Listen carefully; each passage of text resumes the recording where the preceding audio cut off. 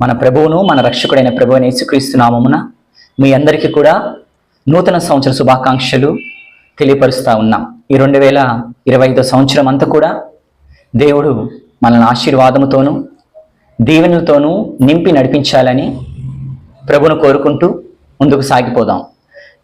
గత సంవత్సరం అంతా కూడా ప్రభువైన యేసుక్రీస్తు వారు మన పట్ల చూపించిన ప్రేమను బట్టి, ఆయన ఇచ్చిన గొప్ప కృపను బట్టి, వాస్తల్యతను బట్టి ఆయనకు కృతజ్ఞతాస్తుతులు చెల్లిస్తూ ఈ 2025 సంవత్సరము ప్రత్యేకంగా ఈ సంవత్సరపు వాగ్దానము ప్రభువు అయిన యేసుక్రీస్తు వారు ఇచ్చిన వాగ్దానం ఏంటంటే ఆదికాండము 17వ అధ్యాయం 2వ వచనం. నాకును నీకును మధ్య నా నిబంధనను నియమించి నేను అత్యధికముగా అభివృద్ధి పొందించదనని అతనితో చెప్పాను. ప్రియమైన దేవుని బిడ్డలారా, ప్రత్యేకంగా ఈ సంవత్సరపు వాగ్దానము దేవుడు ఒక నిబంధనను నియమించి అత్యధికంగా అభివృద్ధి పొందుస్తా అని చెప్పమంటున్నాడు.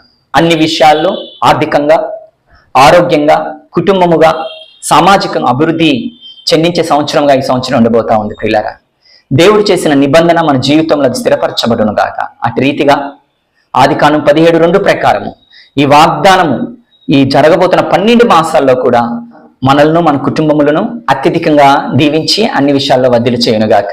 Wish you happy new year. God bless you and your family with abundantly heavenly riches. Hallelujah. Praise the Lord. ప్రార్థన చేసుకుందాం ప్రియులారా. మహాపరిశుద్ధుడా, జీవము కలిగిన యేసయ్యా, నీకు స్తోత్రాలు.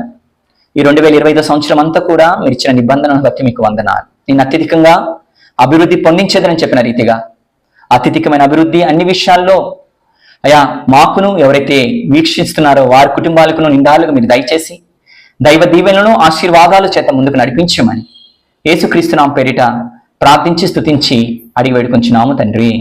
Amen. Amen. Praise the lord. Hallelujah.